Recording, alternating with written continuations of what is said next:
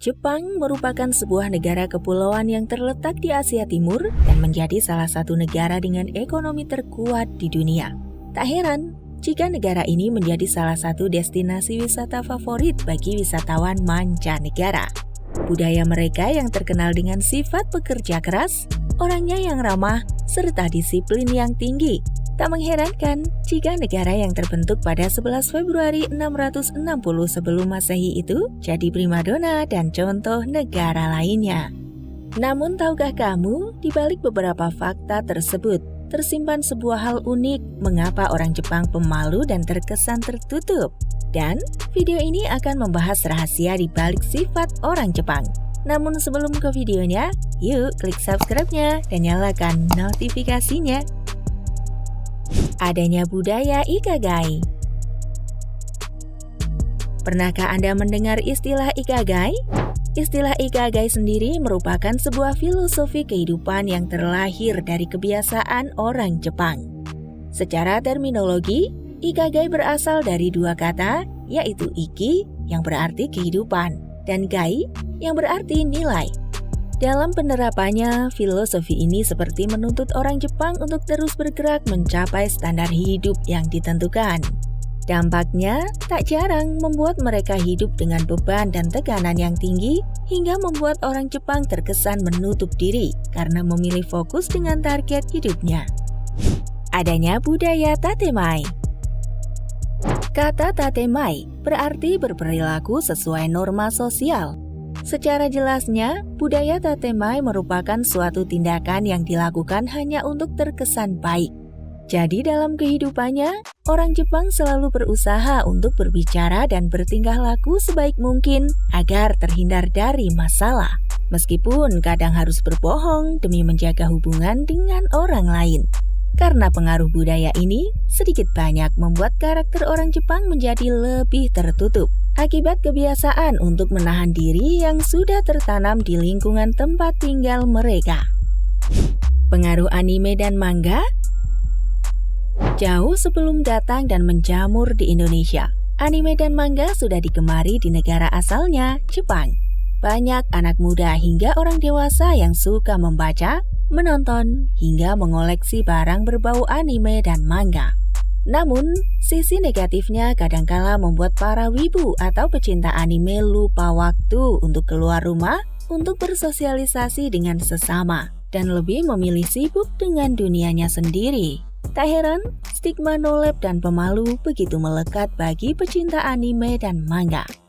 Berpikir komunal.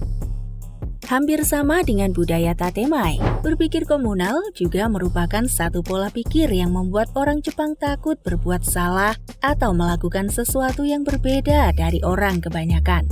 Sanksi sosial berupa diasingkan dari pergaulan merupakan salah satu konsekuensi yang harus ditanggung jika kedapatan melakukan kesalahan.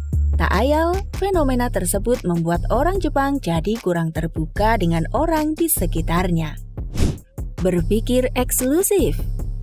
Eksklusif biasanya diartikan spesial ataupun khusus. Namun dalam konteks ini, masyarakat Jepang dulunya pernah menganut prinsip hidup membatasi pergaulan dengan orang dari negara luar. Belakangan diketahui, kebiasaan tersebut dilatar belakangi beberapa kasus orang asing yang tidak bisa mengikuti peraturan yang ada, hingga membuat orang Jepang kesal dan sulit menerima orang baru. Bahkan di ranah bisnis, hingga kini masih ada loh apartemen yang tidak menerima orang asing. Budaya Chisuku. Saat berduka kehilangan orang tercinta, masyarakat Jepang memiliki kebiasaan Chisuku, suatu kebiasaan menutup diri dari lingkungan. Dalam kasus ini, orang Jepang akan berpikir sejenak menjauhi keramaian untuk menenangkan diri yang biasanya memakan waktu berbulan-bulan. Bahkan dulu, negara Jepang pernah mengadakan Chisuku di tingkat nasional setelah tragedi besar seperti gempa bumi yang menelan banyak korban jiwa. Dampaknya, selama masa berkabung, masyarakat Jepang juga harus membatalkan segala festival dan event gembira lainnya. Pengaruh kebijakan Sakoku.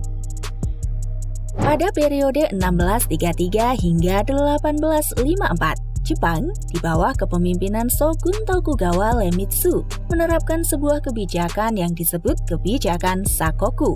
Secara istilah, Sakoku sendiri berarti negara tertutup, di mana saat itu pemerintah Jepang melarang orang Jepang pergi ke luar negeri dan melakukan pembatasan sangat ketat terhadap para pedagang dari negara lain.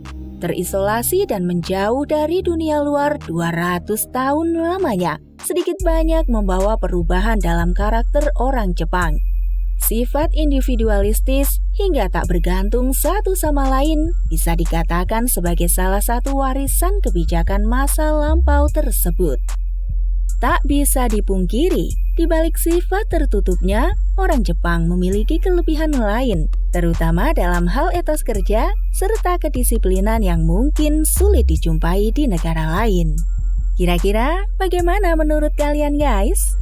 Jangan lupa tulis di kolom komentar and see you next video. Bye-bye.